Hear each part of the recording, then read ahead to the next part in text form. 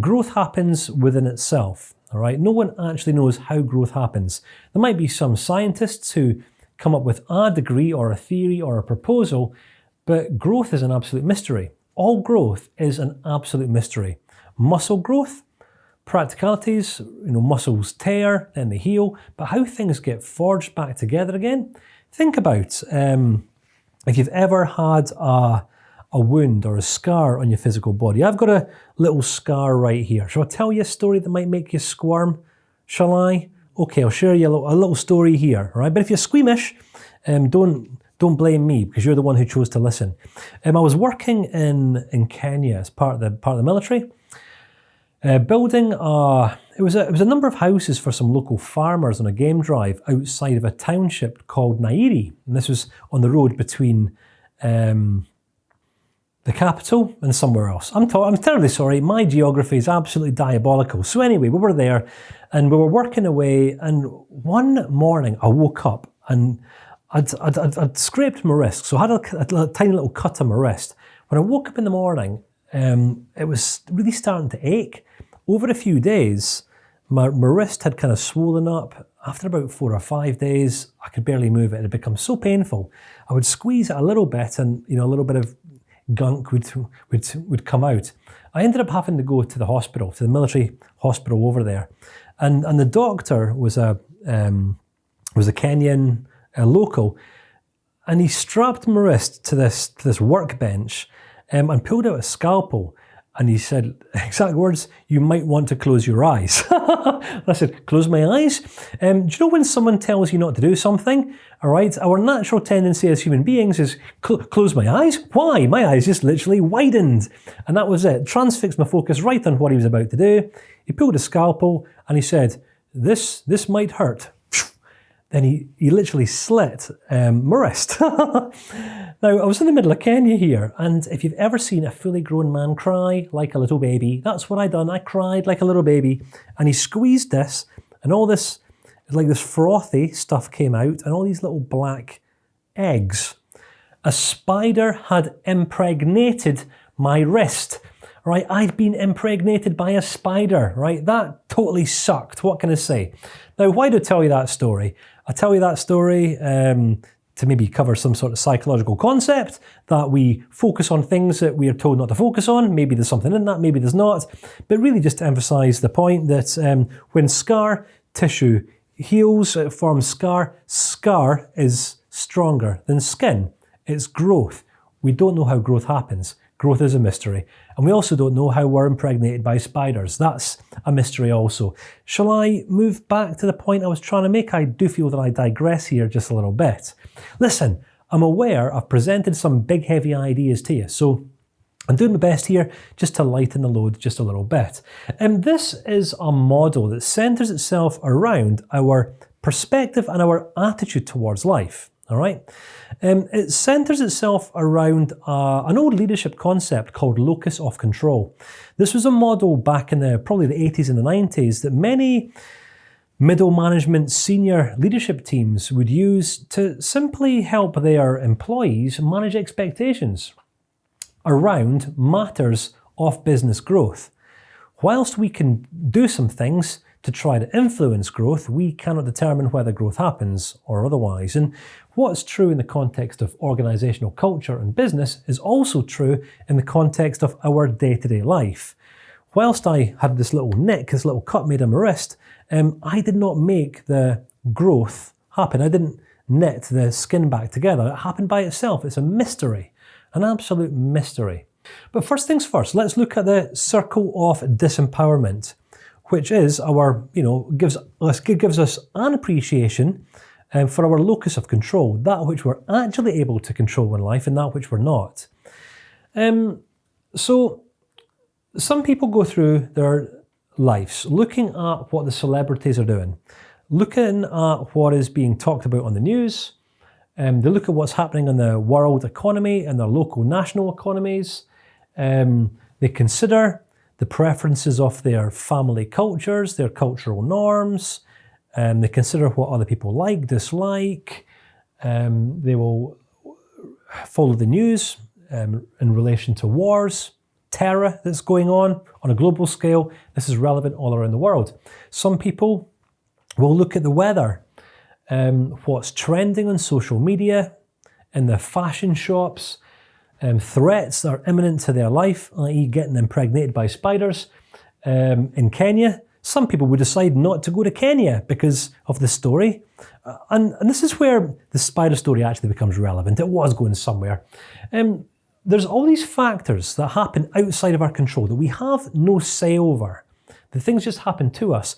But yet, some of us go through life allowing factors outside of us to determine how we act, what we believe, how we behave, and what we prefer.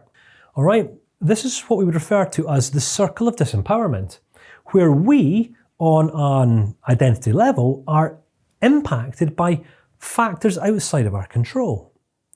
All right, now this is an interesting idea. This is where some people will change their tastes, their fashion, what the clothes they wear, because of what's trending, in order to fit in or be liked by other people.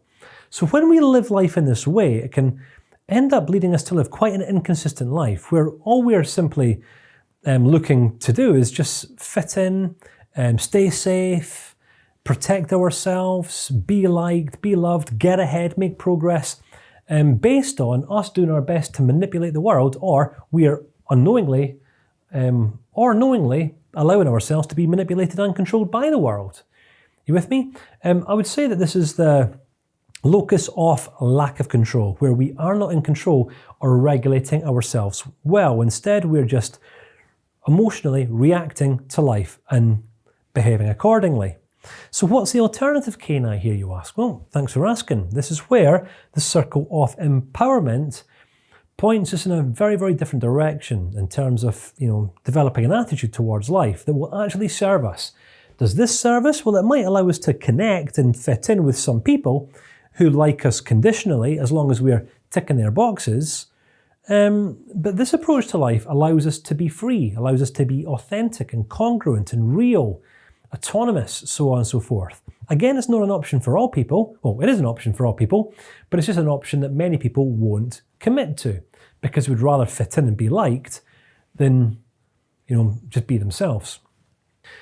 So here, our internal worlds are impacted by our external worlds. This model is where our internal worlds determines our outside worlds. Shall we have a look at it?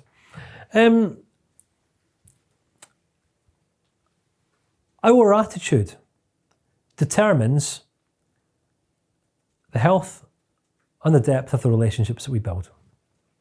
What we believe about ourselves determines what we will go on to accomplish with our lives. What we believe about people, whether we're making generalizations, whether we're living life in a biased, judgmental way, will determine whether other people like us or not. We're in control of this. What we buy will be determined by what we want to buy, what we like, not by what's trending. Where we go on holiday, where the places we visit, will be based upon places that naturally intrigue us. We're not going to be avoiding Kenya because that Scottish guy who was teaching that NLP course got bit by a spider and impregnated. All right? If you were to say, ooh, goo, I'm never going to Kenya because that guy got impregnated by a spider, well, this is you demonstrating, this approach to life, operating from the circle of disempowerment, allowing your decisions to be influenced by factors outside of your control. Here, we are in complete control of the decisions that we make, influencing what we do, free from fear. All right? This way of living life is fear-orientated, restrictive at best. This is about us living life in a limitless, unrestricted way, living life in a liberated, free way. Very different. What we do for work will be reflected by what we want to do for work, not what we think we need to be doing for work in order to keep someone impressed who thinks that we should be doing something sensible with our lives. And I know that many people will go through life not pursuing the career or the vocation that they're passionate about, but rather they will pursue a vocation or a career that mum or dad at some point in the past said would be a wise, sensible choice. But don't we just know that sometimes the sensible choice is the boring, lifeless choice? All right, let's think about it. There are some parts of the world where arranged marriages still happen. All right, in some cultures this is still normal. Who young ladies go on to marry will be determined by parents, arranged marriages. Now, here's the thing. What is normal within culture? Well, what is normal within culture is determined by culture and the individuals within culture. The second something no longer becomes, is no longer welcome or is no longer deemed as okay, well, culture changes. All right? And it only ever takes one person to look in a different direction to change culture. When people mindlessly live life in this way, being impacted by culture, never questioning culture, never defying culture's norms, then culture doesn't change. But the second some people step up and say, hang about, no, other people aren't going to determine how I live my life. I'm going to determine how I live my life. I'm going to determine what I do for work, whether I get rich or whether I spend the rest of the days living in a retreat somewhere painting pictures. It doesn't make any difference. We only get one life, right?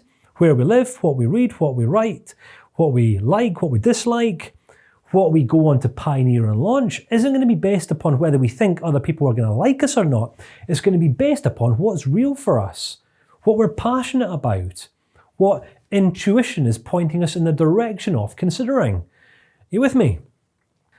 Our attitude towards life will determine the outcomes that we experience. Our attitude will either be off, culture determines how we experience life. It's other people's responsibility to make me feel well. And this is why mental health industry is prominent.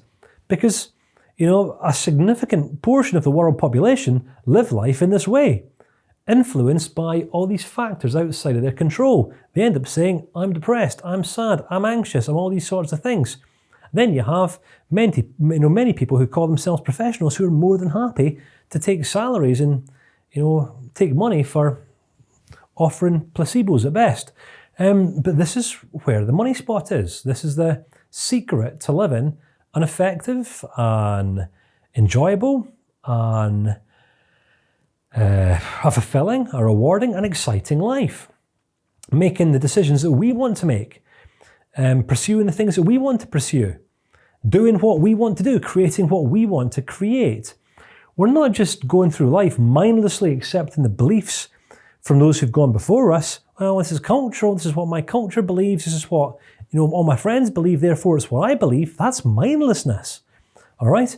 Becoming liberated in our thinking involves us actually becoming established, not just in what we believe, but why we believe what we believe. So that we're stepping out of mindless beliefs and into a state of conviction. I remember hearing a story, and I think this was what was he? I think he was like an accountant somewhere in the States. And this accountant had ended up, I can't remember what the scenario was. I think he'd ended up getting involved in a project that wasn't technically legal. All right, it wasn't technically legal, but it was virtuous. I can't even remember the details. And what happened was, cut the story short, the accountant ended up getting sent to prison. He'd been warned by his governing body and what have you that he had to stop engaging in this activity that he was engaging in. And he said, no, I'm not going to stop engaging in this. This is one area in which the law is wrong. The law is not right in this area. I'm standing by the courage of my convictions. And he ended up getting sent to prison, all right, because he broke the law. Now, you can break the law because you might believe that it's okay to break the law, that the laws are relevant.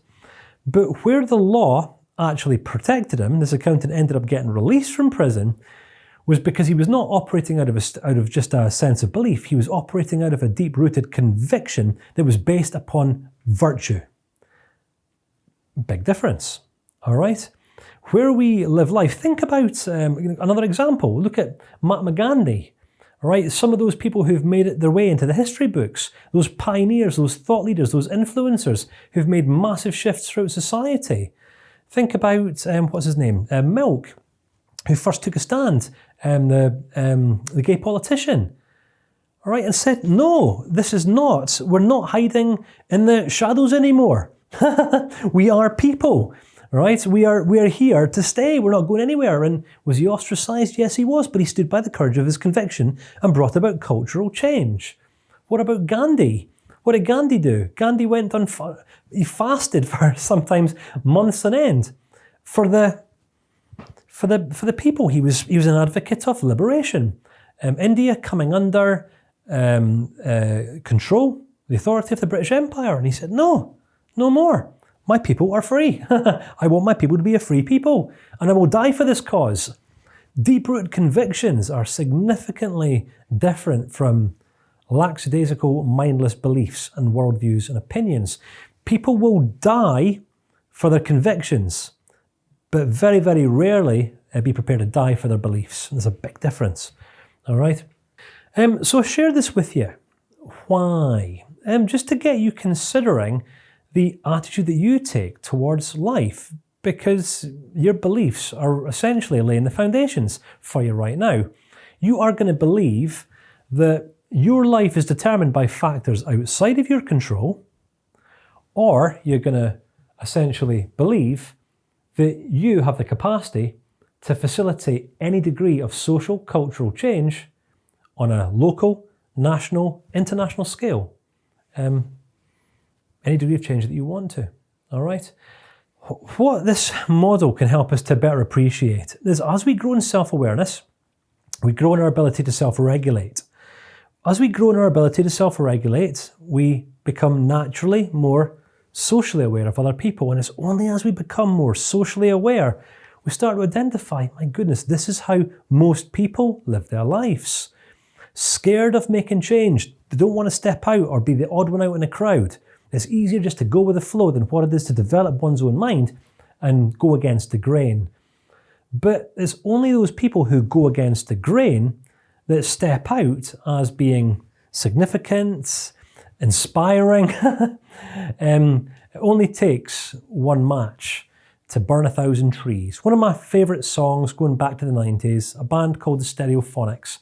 Their first album was called 1,000 Trees. And in the song goes, it only takes one tree to make 1,000 matches, but it only takes one match to burn 1,000 trees.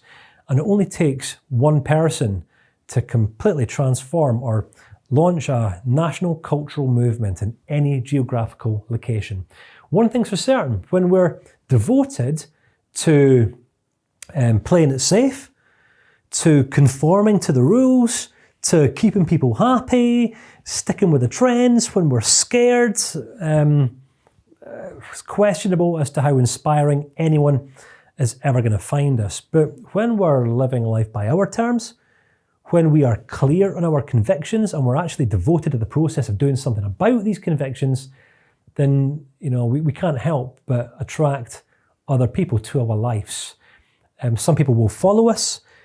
People will ask us questions because they're essentially going to want to know what it is that we understand about living life in such a liberated way.